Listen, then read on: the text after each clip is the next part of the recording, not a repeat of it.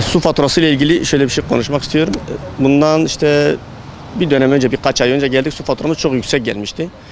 Dedim ki niye yüksekti? Dedi ki bizim okuyucular, onların söylediğini söylüyorum. Dedi ki bizim okuyucular işte bir ay gelmemiş, 2 ay gelmemiş, 3 ay gelmemiş de gelmediği için tonaj yükselmiş.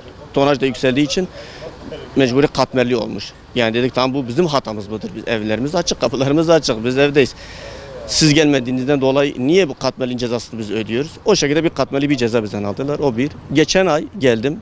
O önceki bir hikaye. Geçen ayda geldim, 4000 küsür bir fatura bana çıkardılar. Dedim ki bu 4000 küsür fatura nedir?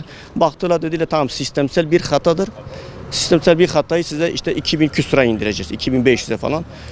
Dedik tamam, bir şey olmaz. Bunu da ödedik. Niçin ödediğimizi de bilmiyoruz. Yani sistemsel bir hata 2500, 4500'den 2500'e indirdiler. Onu da ödedik. Dün yine fatura gelmiş. Dün yine gelen fatura 4576. Az önce yine geldim. Diyorum ki bak, geçen ayda 4500'dü. Onu bana lütufta bulundunuz, düşürdünüz. 2500, Allah razı olsun. Niçin düşürdüğünüzü de bilmiyoruz. 2500'e düşürdünüz. Onu ödedik, kapat, herhangi bir borcumuz yok. Ama bak bu ay yine 4500 gelmiş. Bu 4500 neyindir? Yine bakıyor sisteme, diyor ki yine sistemsel bir hatadır. Biz bunu yine size düşüreceğiz. 800'e düşüreceğiz. İyi güzel de yani bu sistemsel bir hatanın vebalini her zaman biz mi çekeceğiz? Hadi şimdi yaşlı bir amca olsa, yaşlı bir ninemiz olsa, ona dedim. Ne yapacaktı? Diyor valla bu 4400'ün hepsini ödeyecekti. Dedim bak, demek ki hakkımızı savunmazsa, gelip bakmazsa, bir yaşlı olsa 4400 yeter. Evet, diyor ki kesinlikle birisi olmasaydı, yaşlı biri olsaydı bu faturayı ödeyecekti yani. Biz de diyoruz ki sistemsel hatalar giderilsin yani.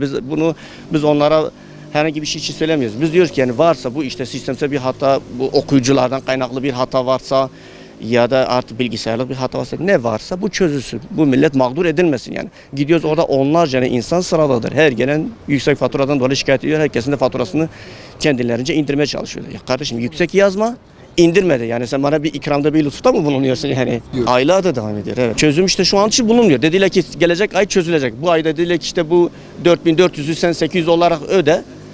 Bunu da 800 olarak ödersen gelecek ay çıkmaz. Dedim gelecek ay inşallah tekrar bir 4000-5000 ile karşılaşma. Hayır dedi. Bu sefer bunu öde, bitti artık dedi. Evet, belediye bir çağrımız, okuyucular yani böyle tam bu işten anlayan ehil insanlardan seçilsin. Aynı şekilde oradaki şefler, müdürler, artık kimse bu işe tam baksınlar. Yani sistemde bir hata varsa sisteme baksınlar, bu sorunu çözsünler yani. Biz bunu diyoruz yani, bir yaşlı bir amca olsa her ay gelip bu faturayı ödeyecek. Hele zaten otomatik ödeme talimatı olan esnaflar hiç zaten zaman ayıramazlar. Bunlar her ay 4000, 5000 ödemek zorunda kalacaklar. Bizim suyla ilgili sorunumuz var. Bu ben esnafım, kuaförüm. Benim dükkanım kapalı oldu. Halde geldi, saat bozuktur diye saat gösteriyorlar. Saatimi getirdim, çıkarttım getirdim, saati bozuk olmadığını gösteriyor. Ya sen evde yokken gelip yazıyorlar. Tamam, ben yoksam nasıl gelip yazıyor? Özüm telefonum var, kamera var, beni aramıyorlar, haberim yok. Ben yarın öldüm. Bu param sonra mı yazacaklar? Dükkan kapalıdır. Bu konuda şikayetçiyim. Bana 8.000 para gelmiş. 8.000. Normal diğer anda 300, 400 gelmiş. En son 65 TL vermişim. Hadi üst üste alsa yine 100 lira, 200 lira olur. 10.000 kat üzerine atmış. 8.000 lira fatura çıkarmışlar 2-3 ay içerisinde.